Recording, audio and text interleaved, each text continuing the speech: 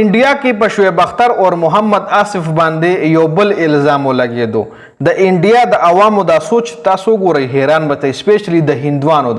هندوانو دا سوچ چې کوم دی او د پاکستان خلاف چې دی ته څومره د نفرت ستنې وهلې شوي دي د میډیا، نو د هغې رزلټ موږ له معلومیږي جي. اوس د انډیا یو کس دی RVS مانی د نوم دی جي، د په شعیب اختر اور په محمد آصف باندې دا الزام لګولی دی چې دی انډیا ته راغلي اوسه ټایم چې دی به کرکټ کولو، انډیا له په دوره باندې راغلي نو دی دلته ډرګز ځان سره راوړلي، د پاکستان نه ځان سره انډیا له ډرګز راوړلي او دا وایي د دی آفیشل کار هم دا دی چې دی ډرګز انډیا ته راوړي، دی انډیا ته نقصان ورکړی دی په ډرګزو کې هم او نور هم بکواس د خپل په دې ټویټ کې کړی دی. خیر آصف اور عامر چې کوم دی په کرکټ کې یو ډېر غټ نوم جوړ کړی دی او د خپل بالنګ په وجه باندې. آصف لبا د میجیشین ویل کېدو، جادوګر، داسې بالرجي دي چې لکه د حوالې سره د دنیا غټ بیټسمینانو خپل بیانات جاری کړي د آصف حوالې سره چې دا یو داسې بالر چې دی به ریډ کېدو نه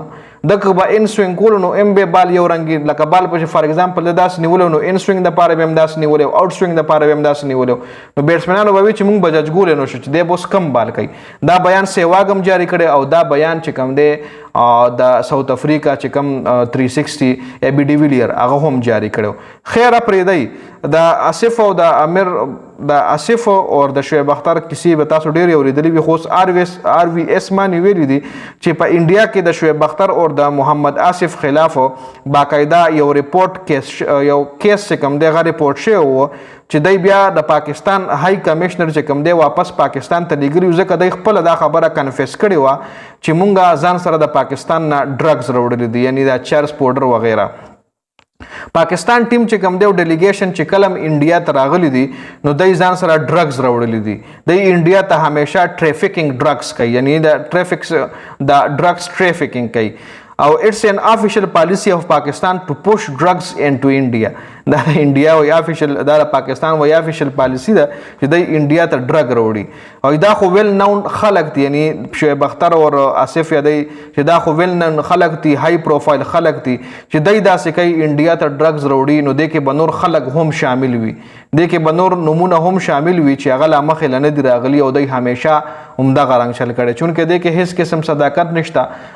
دا خبره حقیقت ته چې آصف په نشه کول، آصف زما خیال ده به چرس کله د شعیب اختر خو والا پته نشته، خو محمد آصف په چرس ځکه اسکل ځکه د حوالې سره یو پاکستاني کرکټر بیان جاری کړی چې چا جاری کړی چې آصف په وایي کله چرس وسکله نو چرس په آصف وسکله او بال به تاوېدو، وایي نشه کې به بالو، چرس په وایي آصف وسکله او نشه کې به بالو، لکه بال به هوا کې داسې تاوېدو د آصف بال، لکه دومره ډېر ښه بالرو خو ځان یې خراب کړو په هغه فکسینګ کیس کې. خیر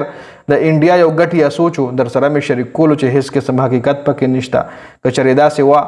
نو تر اوسه به د دې ویژول راغلي فوټیجز به راغلي یا به داسې د دنیا کیسونه په میډیا موږ له ښکاره شوي، دې کې هیڅ قسم حقیقت نشته.